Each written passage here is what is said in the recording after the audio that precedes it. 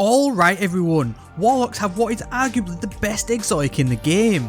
Shh, don't tell the salty hunters though, we don't want to hurt their ego anymore before they get stomped in the Guardian games again. The Mantle of Battle Harmony is immense, and today we've got an absolutely top tier build you can take anywhere in Destiny. So if you want extremely fast supers, loads of explosions and boss melting damage, you're in the right place. It's always been my dream to get to 77 subscribers, help us hit 22,000 likes today, and let's get into it.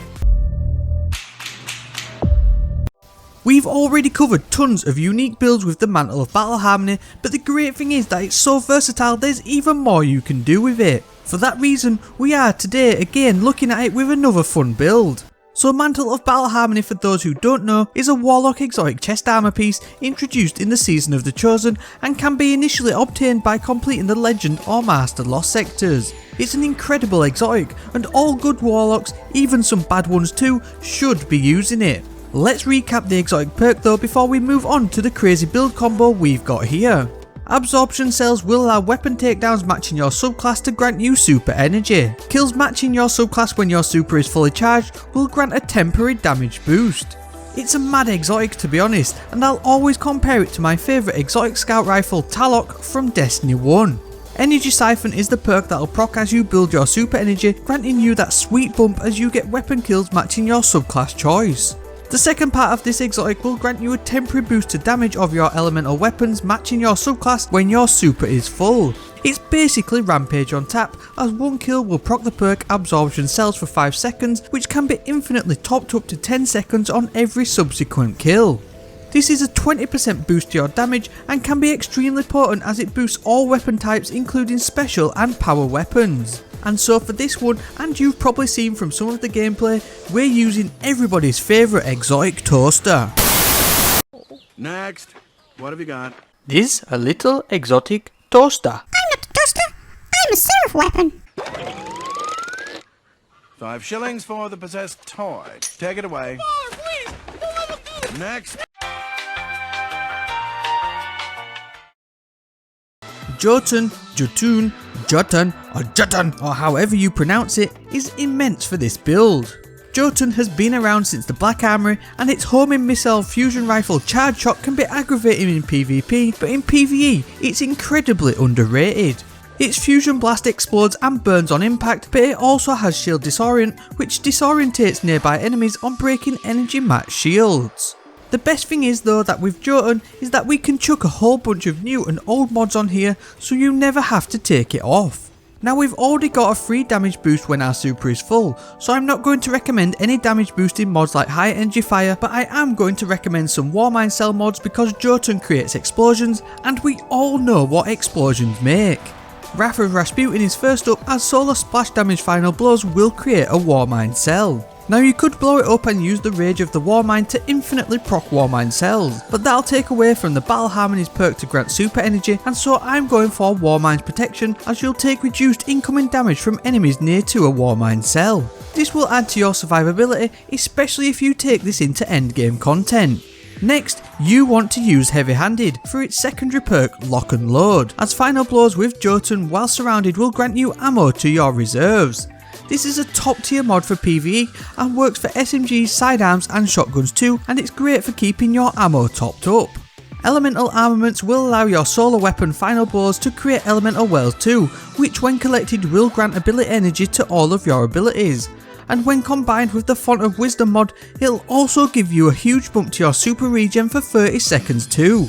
The Font of Wisdom mod essentially maxes out your intellect stat for the duration and pairs perfectly with the Battle Harmony build.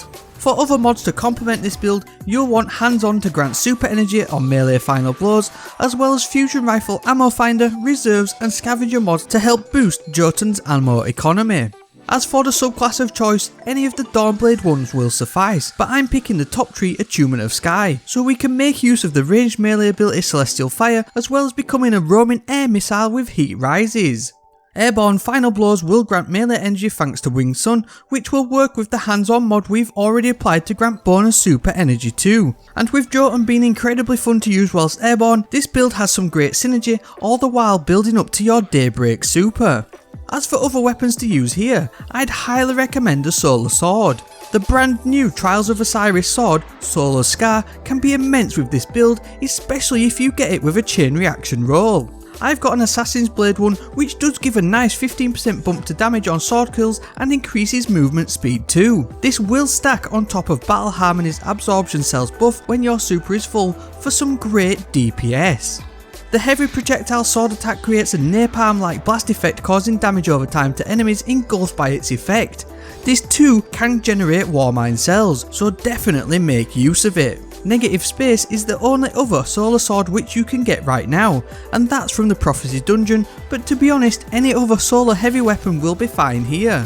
For endgame purposes though, this works great as you can use the Disrupting Blade mod to deal with Overlord champions, especially with Solar Scar as it's a caster frame sword, which means its ranged heavy attack can disrupt Overlord champions from a distance. Don't worry if you don't have this sword yet though, as inevitably it will be the free win bounty reward in Trials of Osiris, which is essentially free to obtain if you jump off the map. You can then use either a kinetic pulse rifle like the Messenger and Hailing Confusion, or a hand cannon like Steady Hand and Dire Promise to finish the loadout and pair it with the Unstoppable mod from the seasonal artifact too. So starting from scratch with this build, you can effectively half the cooldown of your super at the very least, and if you include multiple melee kills and orbs of power collection, you'll be nearing the magic 1 minute mark for a super. Jotunn will clear ads with ease, creating Warmind Cells and elemental wells for days with this incredibly strong mod setup we've got here. Once you've rapidly fully charged your super, at that point you can either take advantage of the incredible damage boost provided by Battle Harmony combined with Solar Scar to take out higher health enemies, or pop your super and go ham with Dawnblade. If you want to get really technical though, you could swap out your Battle Harmony for the Dawn Chorus Exotic helmet prior to popping your super to get bonus super damage, and then simply swap back to the Battle Harmony to build up your super again. Dawn Chorus is great for boss damage, and so if you can pull off this hot swap, it's definitely worth it. I hope you enjoyed this quick build guide. If you did, then please make sure you subscribe to the channel to stay up to date with the latest builds. Thank you very much for the incredible support lately too. It's been amazing to see my epoxy content and quirky builds enjoyed by so many people. Speaking of likes, hit that button and let's get to 100,000 likes today. You know it makes sense. That's it for this one though, so on that, and as always, thank you very much for watching, and I hope to see you next time.